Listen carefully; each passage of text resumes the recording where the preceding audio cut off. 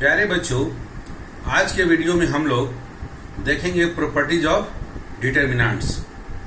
Determinant के properties, कुल 6 properties हमें जानने हैं बच्चों।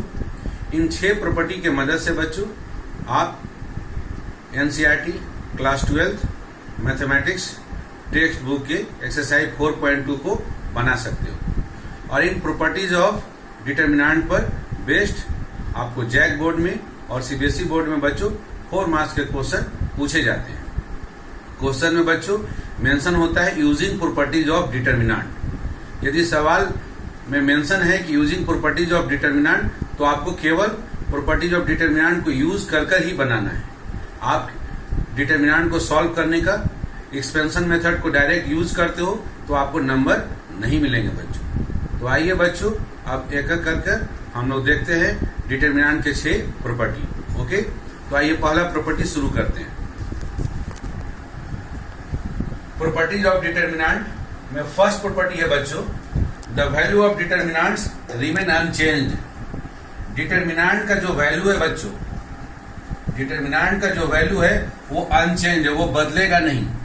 If it's rows and columns are interchange, यदि इसके रोज एंड कॉलम्स को आपस में बदल दिए जाए, आर इंटरचेंज, यदि रोज को कॉलम से रिप्लेस कर दिया जाए, इंटरचेंज कर दिया जाए, तो डिटर्मिनेंट का जो वैल्यू होता है बच्चों वो अनचेंज है। डिटर्मिनेंट का वैल्यू नहीं बदलता है। तो आइए बच्चों इसको हम एक उदाहरण से समझते हैं। एग्जाम्पल नंबर 6 को लेते हैं। यहां पर एक डिटर्मिनेंट है जिसके एलिमेंट्स 2, -3, 5, 6, 0, 4, 1, 5, -7 दिया हुआ है। इसको बच्चों हम लोग फर्स्ट रो के अबाउट में इस डिटर्मिनेंट को सॉल्व कर देते हैं पहले, और चेक करते हैं पहले कि इस डिटर्मिनेंट का मेरा वैल्यू क्या है। उसके बाद हम क्या करेंगे बच्चों कि इस डिटर्मिनेंट के प्रत्येक रोज को, फर्स्ट रो को फर्स्ट कॉलम बनाएंगे, सेकंड रो को सेकंड कॉलम बनाएंगे, थर्ड रो को थर्ड कॉलम बनाएंगे। अर्थात रोज को कॉलम से हम इंटरचेंज कर देंगे बच्चों।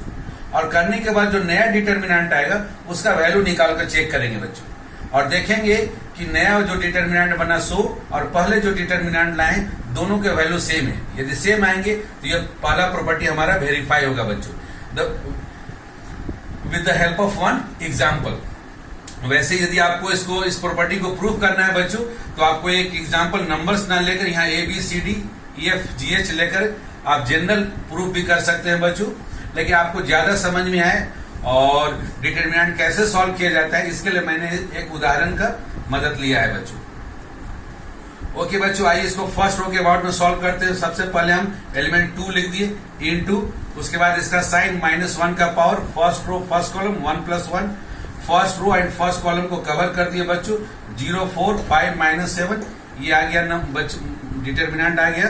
प्लस नेक्स्ट एलिमेंट है बच्चों -3 इनटू उसका साइन -1 का power, first row and second column, तो 1 + 2, first row and second column को बच्चों कवर कर दे तो आपके पास आएगा 6, 4, 1, -7, 6, 4, 1, -7। नेक्स्ट है बच्चों, नेक्स्ट एलिमेंट है फर्स्ट रो में 5 इनटू -1 का पावर, इसका पोजीशन है फर्स्ट रो, इसको ढक दें, और थर्ड कॉलम तो 1 + 3, फर्स्ट रो थर्ड कॉलम को ढक देंगे बच्चों, तो आपका आएगा 6, 0, 1, 5 के फॉर्म में डिटर्मिनेंट है। अब इसको सॉल्व कीजिए। -1 का पावर 2, तो 1 हो गया, 1 × 2, 2 आ गया बच्चों। 0 × -7, -4 × 5, फिर प्लस -3, -1 को यदि ऑड टाइम्स 3 बार मल्टीप्लाई करेंगे तो -1 आएगा, -1 -3 में मल्टीप्लाई होगा तो +3 आ जाएगा, इसलिए यहाँ +3 × 6 × -7, -4 × 1 बच्चों, फिर प्लस -1 का पावर 4 है तो वो 1 हो जाएगा, 1 5 में मल्टीप्लाई होगा तो 5 × 6 × 5 -0 × 1। अब इसको सॉल्व कीजिए बच्चों। 2, 0 × -7 ये 0 हो गया, -4 × 5 -20, प्लस 3 × 6 7 जा -42 बच्चों, या माइनस साइन पहले से, -42 और -4 मिलकर हो गया -46, प्लस 5 × 6 5 जा 30 और -0 × 1 तो 0 हो गया। अब आप इसको सॉल्व किया। 2 × -20 -40, 3 × -46 तो -138, 5 × 30 प्लस 150, इनको सॉल्व कर दे बच्चों, आपको आंसर आएगा -28। तो बच्चों जो दिया गया डिटर्मिनेंट है उसको सॉल्व किए तो एक रियल नंबर हमको प्राप्त हुआ -28। अब हम लोग क्या करेंगे बच्चों, इस प्रॉपर्टी को चेक करेंगे कि यदि इस डिटर्मिनेंट के रोज को कॉलम में इंटरचेंज कर दिया जाए तो उससे बनने वाला नया डिटर्मिनेंट का वैल्यू भी -28 आएगा। तो चलिए पहला रो को बच्चों 2 -3 5 इसको फर्स्ट कॉलम बनाइए, 2 -3 5। दूसरा रो को बच्चों 6 0 4 को दूसरा कॉलम बनाइए, 6 0 4। अब तीसरा रो 1 5 -7 को तीसरा कॉलम बनाइए, 1 5 -7। आइए बच्चों अब इस डिटर्मिनेंट को भी सॉल्व करके चेक करते हैं कि इसका वैल्यू चेंज कर रहा है या नहीं चेंज कर रहा है बच्चों। तो फर्स्ट रो के अबाउट में सॉल्व करेंगे तो सबसे पहले एलिमेंट लिख दिए 2 इंटू -1 का power, first row first column. First row first column को कवर करने के बाद बचा हुआ डिटर्मिनेंट लिखिए 0 5 4 -7 प्लस नेक्स्ट एलिमेंट 6, उसके साथ उसका साइन -1 का power, first row and second column को कवर कर दे बच्चों। बचा हुआ डिटर्मिनेंट लिखिए -3 5 5 -7, फिर प्लस 1 इंटू उसका साइन -1 का power, first row third column. First row third column को कवर करें -3 0 5 4। अब इसको सॉल्व करें बच्चों, 2 इंटू -1 का पावर 2, ये 1 हो गया, तो 2 इंटू 1 आ गया आपको 2 इंटू 0 इंटू -7 -5 इंटू 4, -1 का पावर 3 टाइम्स है तो -1 आएगा, -1 6 में मल्टीप्लाई है तो -6 आ जाएगा, इंटू -3 इंटू -7 माइनस यहाँ प्लस 21 आ जाएगा बच्चों, -5 इंटू 5 प्लस -1 का पावर 4 है तो 1 आएगा, 1 इंटू 1 आपका 1 आ गया, इंटू -3 इंटू 4 -0 इंटू 5, तो 2 इंटू 0 इंटू -7 हो गया आपका 0, -5 इंटू 4 आ गया -20, तो 2 इंटू -20 बच्चों आ गया -40। नेक्स्ट है -6 इंटू -3 इंटू -7, ये हो गया आपका 21, प्लस में माइनस प्लस हो गया +21 और -25, तो -4 आ गया बच्चों। -6 इंटू -4 किए तो माइनस प्लस 24 आ गया, फिर 1 इंटू 4 3 जा 12, तो 1 इंटू -12 आ गया बच्चों। 1 को -12 में मल्टीप्लाई किया तो -12, -6 इंटू -4 किया तो +24। इनको सॉल्व कर दिए तो बच्चों आप देख सकते हैं कि इसका आंसर भी -28 आया। तो बच्चों मैंने इसको एक एग्जांपल से आपको वेरीफाई करके दिखाया कि यदि किसी डिटर्मिनेंट के रोज को आप कॉलम से इंटरचेंज कर दें या कॉलम को रोज से अदला बदली कर दें तो उससे जो नया डिटर्मिनेंट बनता है उस नया डिटर्मिनेंट का वैल्यू पर कोई असर नहीं पड़ता है, वैल्यू सेम रहता है बच्चों। इसको मैंने एक उदाहरण से समझाया है। यदि आप इसको प्रूफ करना चाहते हैं बच्चों तो आप जनरल एलिमेंट ABCDEFGHI लेकर और आप इसको चेक कर सकते हैं बच्चों, प्रूफ कर सकते हैं। आइए अब हम लोग देखते हैं प्रॉपर्टी नंबर 2। बच्चों डिटर्मिनेंट का सेकंड प्रॉपर्टी है, इफ एनी 2 रोज और columns of a determinant are interchange then sign of determinant changes. अर्थात यदि किसी डिटर्मिनेंट का बच्चों 2 रो को, यहां बच्चों आपको 2 रोज को इंटरचेंज कर देना है, 2 रो को आपस में इंटरचेंज, मतलब इंटरचेंज करने का मतलब एक रो के जगह पर दूसरा, दूसरे के जगह पर पहले वाले को आपको रख देना है। तो यदि किसी डिटर्मिनेंट में 2 रो को आपस में अदला बदली करते हैं, इंटरचेंज का मतलब उसको अदला बदली, पोजीशन उसका चेंज कर देते हैं, तो डिटर्मिनेंट का वैल्यू तो सेम रहेगा बच्चों, लेकिन साइन उसका चेंज कर देगा। अगर साइन पहले माइनस में आ रहा था तो प्लस में अब आने लगेगा, यदि पहले प्लस में आ रहा था तो अब माइनस में आने लगेगा। तो ये काम रो के साथ भी होता है और ये काम कॉलम के साथ भी। यदि किसी डिटर्मिनेंट के 2 कॉलम को आपस में आप इंटरचेंज करते हैं तो भी वही सेम चीज होगा, डिटर्मिनेंट का वैल्यू तो सेम आएगा लेकिन साइन उसका चेंज कर जाएगा। अगर पहले प्लस आ रहा था तो फिर माइनस आने लगेगा, यदि पहले माइनस आ रहा था तो अब प्लस आने लगेगा। तो ये क्लियर हो गया बच्चों। इफ एनी 2 रोज, यदि किसी 2 रो को या 2 कॉलम को किसी डिटर्मिनेंट का आपस में इंटरचेंज करते हैं, अदला बदली करते हैं, then sign of determinant changes, तो डिटर्मिनेंट का जो साइन होता है वो बदल जाता है। मैग्नीट्यूड सेम आएगा, मात्रा सेम रहेगा, लेकिन साइन चेंज कर जाएगा। आइए इसको हम चेक करते हैं बच्चों। ये डिटर्मिनेंट अभी हम लोगों ने सॉल्व किया और देखा, इसका वैल्यू बच्चों हमको आता है -28। अब इस डिटरमिनेंट में बच्चों दो रो को इंटरचेंज करते हैं। R1 को R3 से चेंज कर दिए और R3 को R1 से चेंज कर देते हैं। अर्थात फर्स्ट रो के जगह पर थर्ड रो लिख दे बच्चों, तो 2 - 3 5 के जगह पर लिख दे 1 5 - 7 1 5 - 7 और थर्ड रो के जगह पर 1 5 - 7 के जगह पर फर्स्ट रो को लिख दे 2 - 3 5 लिख दिए बच्चों। अब ये जो नया डिटरमिनेंट आया बच्चों, इसका जो वैल्यू होगा बच्चों, अब इसका जो वैल्यू है उस वैल्यू में साइन चेंज होना चाहिए। अर्थात ये -28 पहले है तो अब की बार आना चाहिए इसका वैल्यू 28 आना चाहिए। इसको चेक करते हैं बच्चों। चलिए इसको सॉल्व करते हैं। 1 इंटू इसका साइन -1 का power first row first column को ढक दें तो आपको आ जाएगा डिटरमिनेंट 0 4 -3 5 प्लस नेक्स्ट एलिमेंट है 5 इंटू इसका पोजीशन है फर्स्ट रो सेकंड कॉलम को आप डिलीट कर दे बच्चों, first row and second column को ढक दे तो आपका डिटरमिनेंट होगा 6 4 2 5 6 4 2 5। लास्ट एलिमेंट प्लस -7 इंटू इसका साइन -1 का power first row and third column को ढक दे तो 6 0 2 -3 आपको आ जाएगा बच्चों। -1 का पावर 2 ये 1 हो जाएगा बच्चों। 1 इंटू 1 आपका 1 हो गया इंटू 0 इंटू 5 -4 इंटू -3 -1 का पावर है बच्चों 3 और टाइम्स इसलिए -1 आएगा। -1 इंटू 5 हो गया -5 इंटू 6 इंटू 5 -4 इंटू 2 -1 का पावर 4 है बच्चों तो ये 1 आ जाएगा। 1 इंटू -7 हो गया इंटू 6 इंटू -3 -0 इंटू 2। अब सॉल्व कीजिए। 1 इंटू 0 इंटू 5 हो गया 0 -4 इंटू -3 माइनस प्लस हो गया 12 आ गया। -5 इंटू 6 5 जा 30 -4 2 जा 8 30 में से 8 को माइनस कर दिए 22 आ गया। -7 इंटू 6 इंटू -3 -18 और -0 तो ये -18 आ गया बच्चों। तो 1 इंटू 12 हो गया। -5 इंटू 22 -110 -7 इंटू -18 माइनस प्लस 18 7 जा 126। इनको सॉल्व किया बच्चों तो देखिए बच्चों इनका वैल्यू जो आ रहा है 28, मैग्नीट्यूड सेम है बच्चों 28 लेकिन साइन चेंज हो गया। पहले जो डिटरमिनेंट का जो वैल्यू आया था उसका साइन निगेटिव था, अब इस बार उसका चेंज कर गया, उसमें माइनस से मल्टीप्लाई कर दी, इस बार आ रहा है +28 आ रहा है। क्यों आया बच्चों? क्योंकि आपने क्या किया, दो रो को इंटरचेंज किया, पहला रो को तीसरे रो से और तीसरे रो को पहले रो से आपने अदला बदली कर दिया।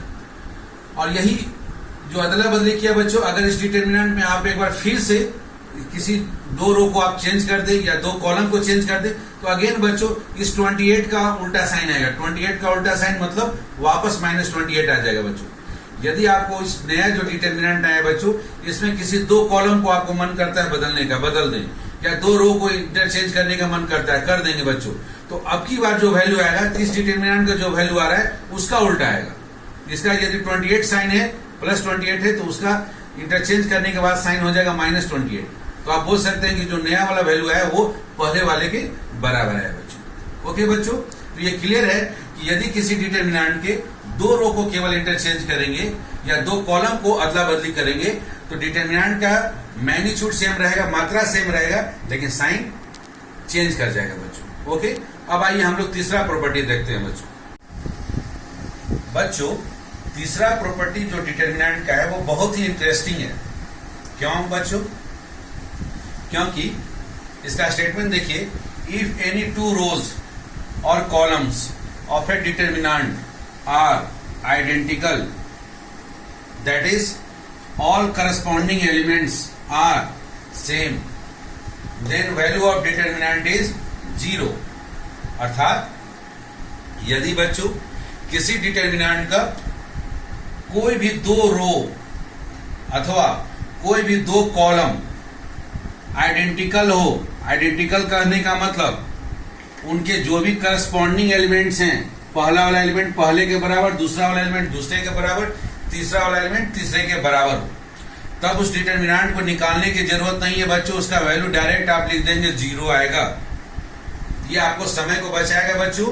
इसमें ध्यान क्या देना है कि किसी भी डिटरमिनेंट का दो रो या दो कॉलम आइडेंटिकल हो, आइडेंटिकल कहने का मतलब सेम हो, सेम कहने का मतलब उनके जो करस्पॉन्डिंग एलिमेंट है वो करस्पॉन्डिंग एलिमेंट सेम होने चाहिए। इसको हम लोग बच्चों एक उदाहरण से चेक करते हैं।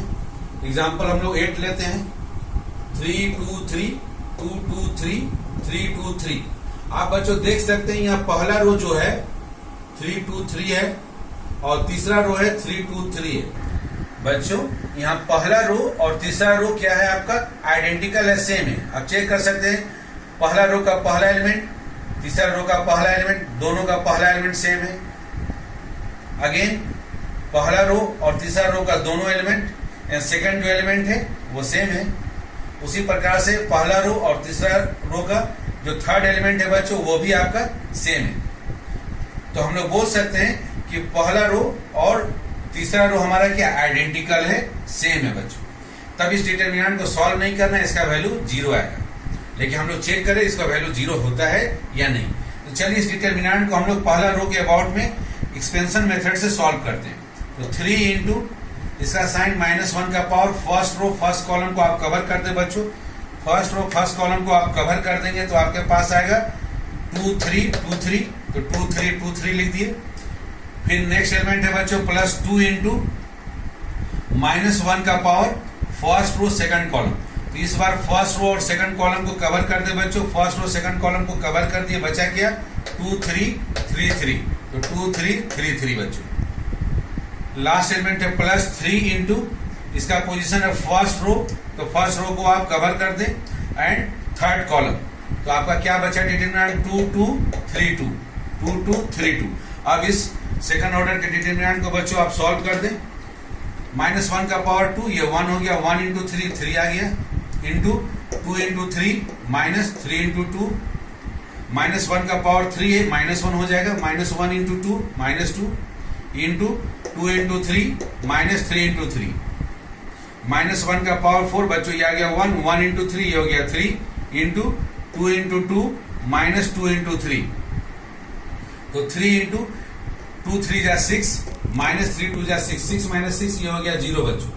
-2 इंटू 2 इंटू 3 6 आ गया, -3 इंटू 3 9, 6 -9 -3 हो गया बच्चों, तो -3 लिख दिए। +3 इंटू 2 2 जा 4 और -2 3 जा 6, 4 में से 6 माइनस किया -2 आ गया, तो 3 इंटू -2, 3 इंटू 0 आपका हो गया 0, -2 इंटू -3 माइनस प्लस बन गया बच्चों, 2 इंटू 3 6 हो गया, और 3 इंटू -2 -6, 6 में से 6 चला गया बच्चों, तो 0। तो आपने देखा बच्चों कि आपको आंसर क्या है 0। तो इतना बनाने की आपको आवश्यकता नहीं है बच्चों, ये समय आपका बचेगा। डायरेक्ट इस डिटरमिनेंट का वैल्यू, यदि कोई 2 रो या कोई 2 कॉलम किसी डिटरमिनेंट का आइडेंटिकल है, आइडेंटिकल का मतलब सेम है, उनके करस्पॉन्डिंग एलिमेंट्स सेम है, तो उस डिटरमिनेंट को सॉल्व नहीं करना, उसका वैल्यू आपको डायरेक्ट 0 लिखना है बच्चों। ओके बच्चों अब हम लोग देखते हैं प्रॉपर्टी 4। डिटरमिनेंट का चौथा प्रॉपर्टी क्या कहता है बच्चों, if each element of a row और column of a determinant is multiplied by a constant k, then its value gets multiplied by k। अर्थात बच्चों यदि आप प्रत्येक एलिमेंट को किसी एक रो के या किसी एक कॉलम के, आप डिटरमिनेंट के बच्चों किसी एक रो के हर एक एलिमेंट में या किसी एक कॉलम के हर एक एलिमेंट में आप कोई एक कांस्टेंट k मल्टीप्लाई करते हो, तो इससे क्या होता है बच्चों, उस डिटरमिनेंट का जो वैल्यू होता है उस वैल्यू में k मल्टीप्लाई हो जाता है। अर्थात यदि आप किसी एक डिटरमिनेंट के किसी एक रो में कोई कांस्टेंट मल्टीप्लाई करते हो उसके हर एलिमेंट में, तो इसका मतलब है कि आप उस डिटरमिनेंट का जो भी वैल्यू है उस वैल्यू में एक सेम कांस्टेंट k को मल्टीप्लाई करते हो। ओके बच्चों, इसको हम लोग एक उदाहरण से समझते हैं बच्चों। ये एग्जांपल 6 हम लोग ऑलरेडी सॉल्व कर चुके हैं। इस डिटरमिनेंट का वैल्यू आता है बच्चों -28। तो एज पर द रूल, इस रूल के हिसाब से क्या हो बच्चों, अब इस डिटरमिनेंट के हमको सेकंड रो में, माने बच्चों की सेकंड रो में क्या करें, 2 एक कांस्टेंट से मल्टीप्लाई कर दें।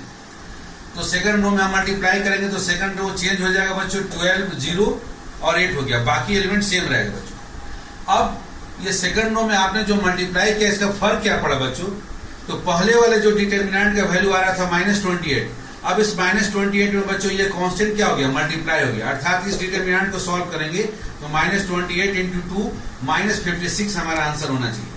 तो इसी को एज अ फोर्थ प्रॉपर्टी आपको कहा गया बच्चों। एक बार फिर से स्टेटमेंट देख लें।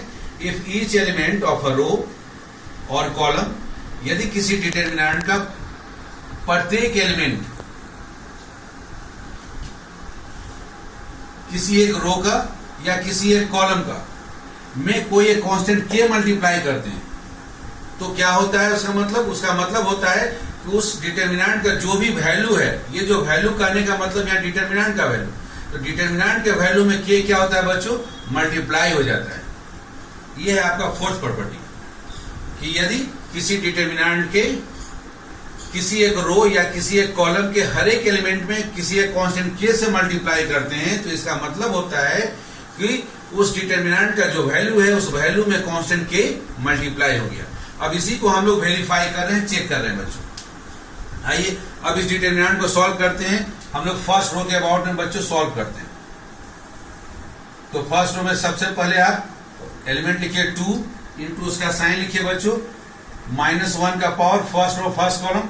Again first row first column को आप कवर कर दे बच्चों, तो आपको क्या आएगा 0 8 5 -7 0 8 5 -7।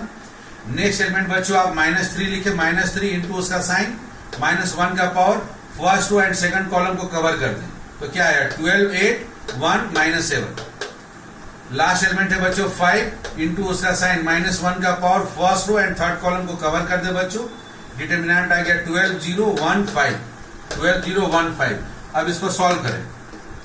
-1 का पावर 2 1 हो गया, 1 इंटू 2 2 हो गया, इंटू 0 इंटू -7 -8 इंटू 5 प्लस -1 का पावर 3, ये -1 आ गया, -1 -3 में मल्टीप्लाई हो गया तो +3, सो +3 इंटू 12 इंटू -7 -8 इंटू 1 -1 का पावर 4, ये 1 हो गया, 1 इंटू 5 5 इंटू 12 इंटू 5 -0 इंटू 1, तो आ गया बच्चों 2 इंटू 0 इंटू -7 ये 0 -8 इंटू 5 40 हो गया, तो -40 प्लस 3 इंटू 12 7 जा और यहाँ माइनस साइन है तो -84 और -8 मिल गया -92 आ गया, प्लस 5 इंटू 12 5 जा 60 बच्चों और -0 ये 60 आ गया, तो 2 इंटू -40 -80, 3 इंटू -92 -276 प्लस 5 इंटू 60 300।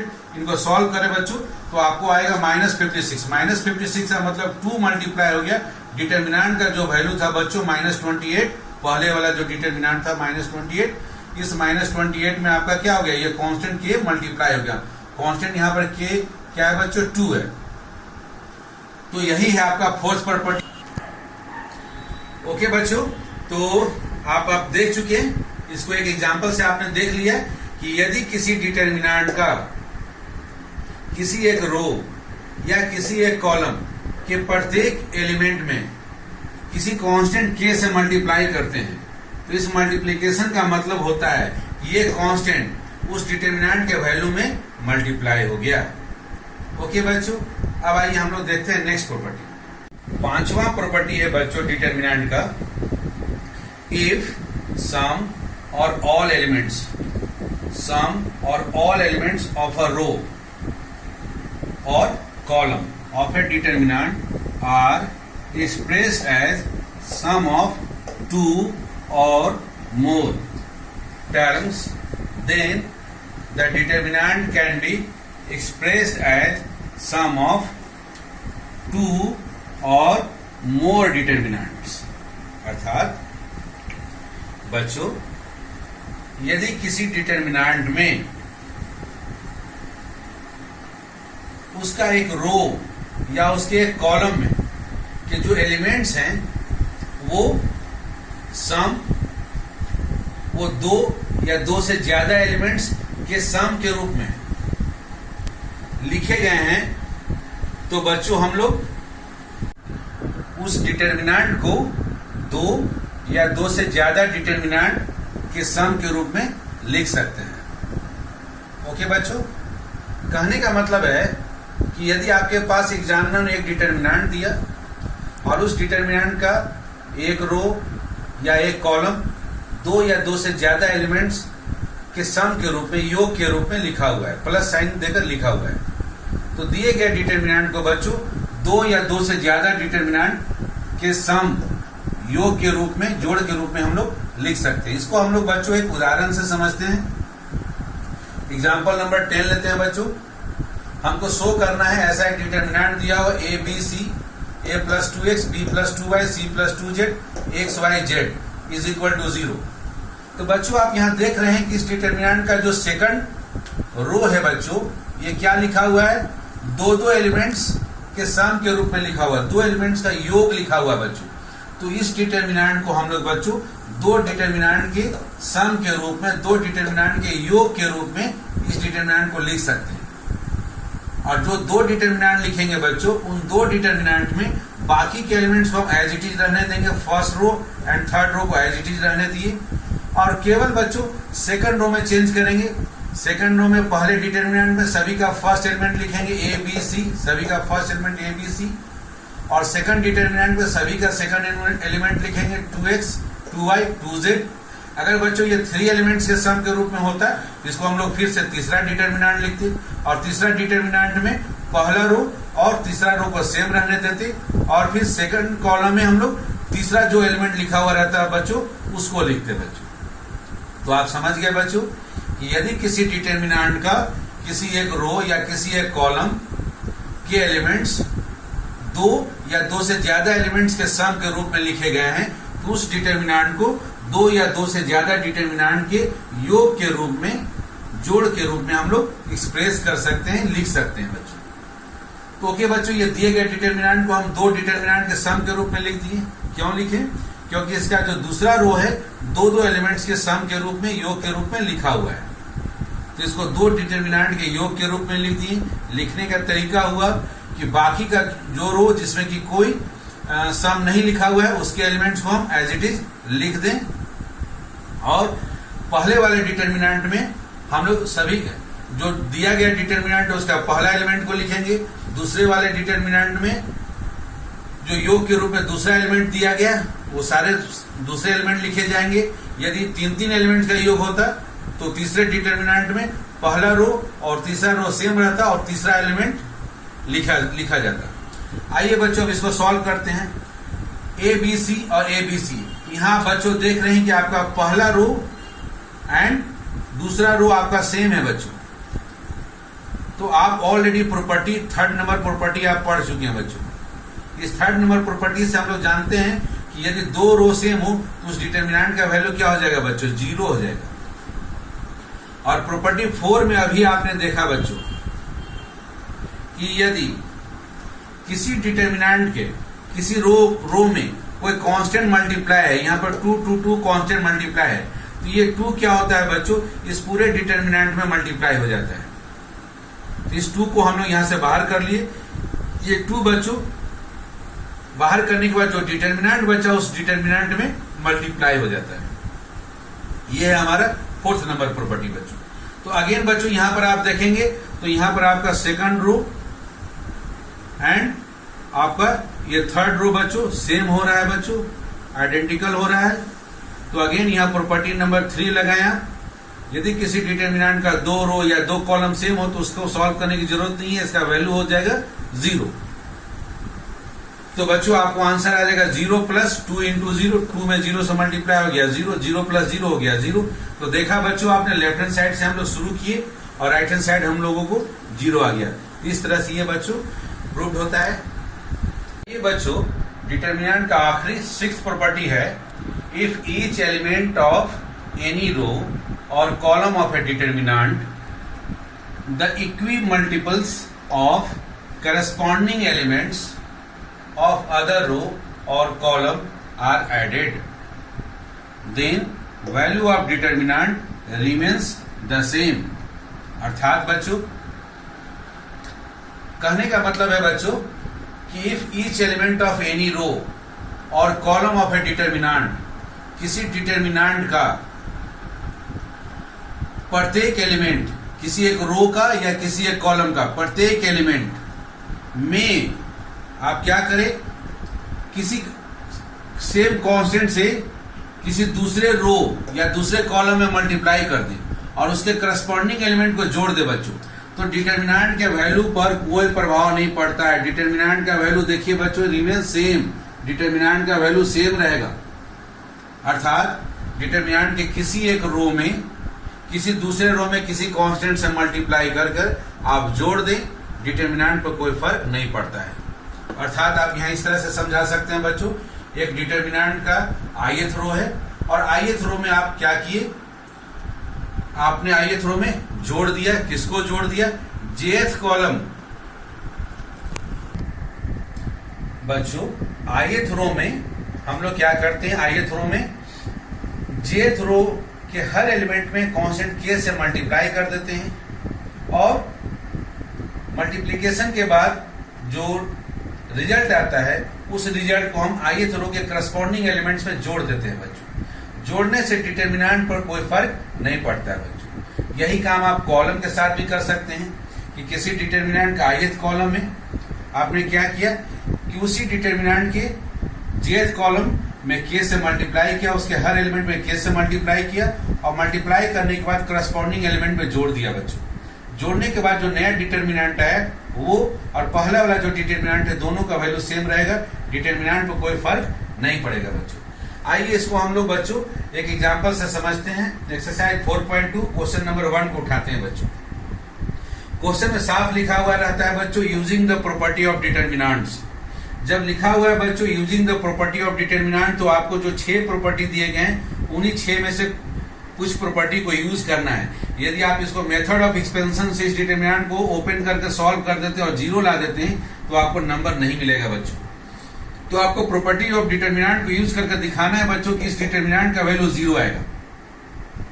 तो ओके बच्चों, हम लोग इसमें क्या करते हैं, यहाँ कॉलम नंबर 1 में बच्चों, यहाँ जो कॉलम 1 है आप इस कॉलम को देख रहे होंगे बच्चों, इस कॉलम में हम लोग क्या करते हैं बच्चों, कॉलम नंबर 2 में एक कांस्टेंट 1 से मल्टीप्लाई करते हैं। 1 से मल्टीप्लाई करेंगे तो कोई फर्क नहीं पड़ेगा और मल्टीप्लाई करने के बाद कॉलम नंबर 1 में जोड़ देते हैं बच्चों। तो ऑपरेशन किए बच्चों, फर्स्ट कॉलम में ऑपरेशन किए, क्या ऑपरेशन किए कि कॉलम नंबर 2 के हर एलिमेंट में कांस्टेंट k के जगह 1 से मल्टीप्लाई कर दिए और मल्टीप्लाई करने के बाद उसको कॉलम नंबर 1 में जोड़ दिए बच्चों। तो इससे ऐसा करने से बच्चों जो डिटर्मिनेंट दिया गया था वो या नया डिटर्मिनेंट है उस पर कोई फर्क नहीं पड़ा बच्चों, अकॉर्डिंग टू 6th प्रॉपर्टी। तो चलिए बच्चों, यदि आप इसमें 1 से मल्टीप्लाई करेंगे सेकंड कॉलम में तो ये a b c ही रहेगा। उसके बाद इसको फर्स्ट कॉलम में जोड़ देंगे तो यहाँ x प्लस a आ जाएगा, y प्लस b और z प्लस c मिल जाएगा बच्चों। और second column as it is रह गया, third column as it is रह गया बच्चों। अभी आप यहाँ देख रहे हैं बच्चों कि आपका कॉलम नंबर यहाँ पर 1 और कॉलम नंबर आपका 3 दोनों सेम है बच्चों। और प्रॉपर्टी नंबर 3 में आपने देखा है बच्चों कि यदि डिटर्मिनेंट का कोई भी 2 कॉलम, यहाँ पहला कॉलम और यहाँ तीसरा कॉलम बच्चों आइडेंटिकल हो, सेम हो, तो डिटर्मिनेंट को सॉल्व नहीं करना, उसका वैल्यू डायरेक्ट लिख देना बाय प्रॉपर्टी नंबर 3, डिटर्मिनेंट का वैल्यू 0। प्रॉपर्टी भी नहीं बोलना, केवल डायरेक्ट बोलना है by using the property the value of this determinant is 0। Okay बच्चों, तो आइए बच्चों हम लोग ये 6 प्रॉपर्टी के आधार पर एक्सरसाइज 4.2 के कुछ और बेहतरीन क्वेश्चंस को बनाते हैं। आइए बच्चों एक्सरसाइज 4.2 का क्वेश्चन हम लोग उठाते हैं 15। 4.2 क्वेश्चन नंबर 15 को लिखा हुआ है बच्चों, let A be square matrix. एक स्क्वायर मैट्रिक्स है तो स्क्वायर मैट्रिक्स का ऑर्डर कितना है बच्चों, 3 क्रॉस 3 है बच्चों। देन k इंटू ए, k को मैट्रिक्स ए में मल्टीप्लाई कर दिया गया, उसका डिटर्मिनेंट पूछ रहा है बच्चों, इतने सारे आंसर है बच्चों। ओके, अब इनमें से कौन सा आंसर सही है बच्चों हमको निकालना है। तो बच्चों सबसे पहले यदि हम k a लेंगे तो होगा क्या, ये जो k लेंगे बच्चों, ये k क्या होगा, मैट्रिक्स ए के हर एलिमेंट में मल्टीप्लाई होगा बच्चों। मैट्रिक्स ए का हर एलिमेंट में मल्टीप्लाई होगा। इसका मतलब है अगर हम थोड़े देर के लिए मैट्रिक्स ए को ले ले, A11, A12, A13, A21, A22, A23, A31, A32, A33, ये है हमारा बच्चों, मान लेते हैं ये मैट्रिक्स है ए और इसमें कांस्टेंट k मल्टीप्लाई करते हैं बच्चों। तो के क्या होगा बच्चों, क्योंकि multiplication scalar multiplication of A matrix का रूल है कि के हर एक एलिमेंट में मल्टीप्लाई हो जाएगा।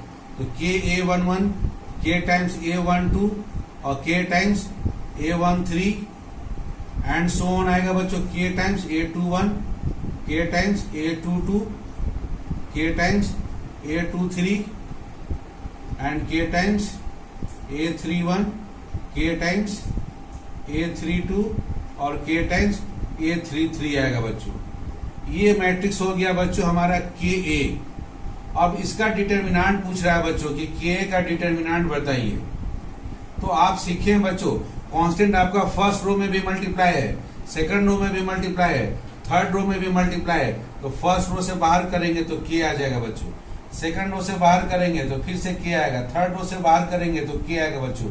उसके बाद डिटर्मिनेंट क्या बच जाएगा बच्चों, A11 A12 A13, ये बच जाएगा determinant A21 A22 A23 A31 A32 A33।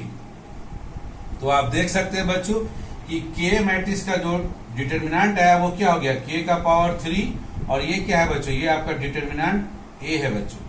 तो आपको ध्यान देना है बच्चों कि ए मैट्रिक्स का ऑर्डर कितना है बच्चों, ऑर्डर यदि 3 है तो के का पावर 3 आएगा, इनटू आएगा डिटर्मिनेंट ए।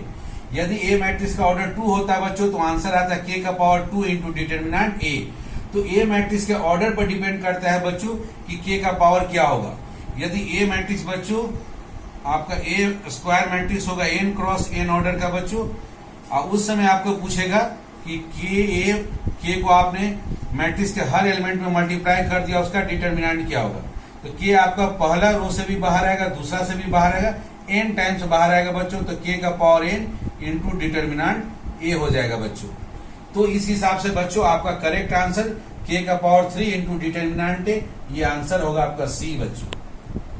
आइए बच्चों अब हम लोग देखते हैं एक्सरसाइज 4.2 का क्वेश्चन नंबर 16 को। Which of the following is correct. नीचे में यहाँ पर बच्चों कुछ स्टेटमेंट दिए गए हैं और हमको चेक करना है कि इनमें से कौन सही है। पहला है determinant is A square matrix, तो बिल्कुल ये रॉन्ग है बच्चों, क्योंकि स्क्वायर मैट्रिक्स और डिटर्मिनेंट दो अलग अलग चीजें हैं बच्चों। डिटर्मिनेंट क्या होता है, ये एक नंबर है, ये रियल नंबर हो सकता है या कॉम्प्लेक्स नंबर। और स्क्वायर मैट्रिक्स क्या है बच्चों, ये रियल नंबर्स या रियल फंक्शंस या कॉम्प्लेक्स नंबर या कॉम्प्लेक्स फंक्शंस भी हो सकते हैं, उनका ये एक अरेंजमेंट है बच्चों। तो एक अरेंजमेंट है और दूसरा एक नंबर है बच्चों, तो दोनों सेम हो नहीं सकता है, इसलिए पहला स्टेटमेंट रॉन्ग हो गया। ओके बच्चों। दूसरा है डिटर्मिनेंट इज ए नंबर, यहां तक तो सही है, determinant is a number associated to a matrix, ये गड़बड़ है बच्चों। मैट्रिक्स आपका स्क्वायर मैट्रिक्स भी हो सकता है, रेक्टेंगुलर मैट्रिक्स भी हो सकता है बच्चों। तो स्क्वायर मैट्रिक्स का तो डिटर्मिनेंट होगा, लेकिन रेक्टेंगुलर मैट्रिक्स का डिटर्मिनेंट नहीं निकलेगा बच्चों, इसलिए ये स्टेटमेंट भी रॉन्ग हो जाएगा। थर्ड है बच्चों डिटर्मिनेंट इज ए नंबर, ये सही है, associated to a square matrix. Square matrix का ही डिटर्मिनेंट निकलता है बच्चों, और डिटर्मिनेंट क्या आता है, एक नंबर आता है, वो नंबर आपका रियल नंबर हो सकता है या कॉम्प्लेक्स नंबर हो सकता है। तो इसलिए बच्चों क्वेश्चन नंबर 16 का करेक्ट आंसर है आंसर सी बच्चों। ओके बच्चों, तो आपने देखा बच्चों कि डिटर्मिनेंट के 6 प्रॉपर्टी को यूज में कर एक्सरसाइज 4.2 के जितने भी प्रॉब्लम्स हैं सारे प्रॉब्लम्स को बनाए जा सकते हैं बच्चों। फिर भी यदि कोई डाउट्स रहता है तो मेरे कमेंट बॉक्स में लिखना नहीं भूलेंगे बच्चों। ओके, थैंक यू बच्चों।